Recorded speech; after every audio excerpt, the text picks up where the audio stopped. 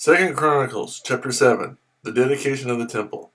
When Solomon finished praying, fire came down from heaven and consumed the burnt offering and the sacrifices, and the glory of the Lord filled the temple. The priests could not enter the temple of the Lord because the glory of the Lord filled it.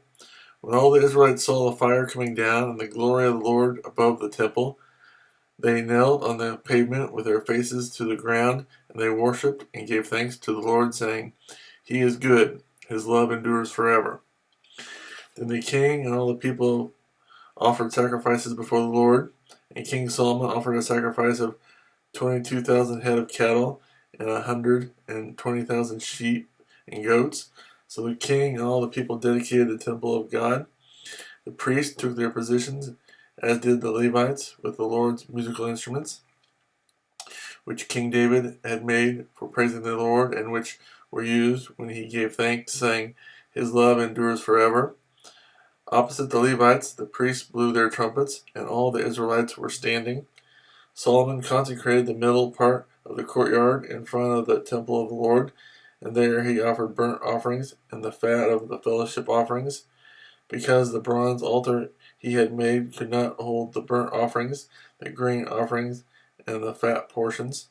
So Solomon observed the festival at that time for 7 days, and all Israel with him, a vast assembly, people from Lebo Hamath to the Wadi of Egypt. On the 8th day they held an assembly, for they had celebrated the dedication of the altar. For 7 days, and the festival for 7 days more. On the 23rd day of the 7th month he sent the people to their homes, joyful and glad in heart for the good things the Lord had done for David and Solomon and for his people Israel. The Lord appears to Solomon. When Solomon had finished the temple of the Lord and the royal palace, and had succeeded in carrying out all he had in mind to do in the temple of the Lord and in his own palace, the Lord appeared to him at night and said, I have heard your prayer and have chosen this place for myself as a temple for sacrifices. When I shut up the heavens so that there is no rain, or command locusts to devour the land, or send a plague among my people, if my people who are called by my name will humble themselves and pray and seek my face and turn from their wicked ways, then I will hear from heaven and will forgive their sin and will heal their land. Now my eyes will be open and my ears attentive to the prayers offered in this place. I have chosen and consecrated this temple so that my name may be there forever. My eyes and my heart will always be there.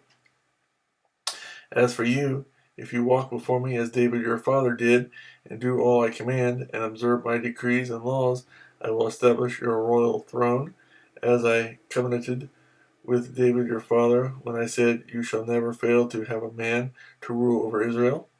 But if you turn away and forsake the decrees and commands I have given you, and go off to serve other gods and worship them, then I will uproot Israel from my land, which I have given them, and will reject this temple I have consecrated for my name. I will make it a byword and an object of ridicule among all peoples. And though this temple is now so imposing, all who pass by will be appalled and say, Why has the Lord done such a thing to this land and to this temple? People will answer, Because they have forsaken the Lord, the God of their fathers, who brought them out of Egypt, and have embraced other gods, worshipping and serving them. That is why he brought all this disaster on them.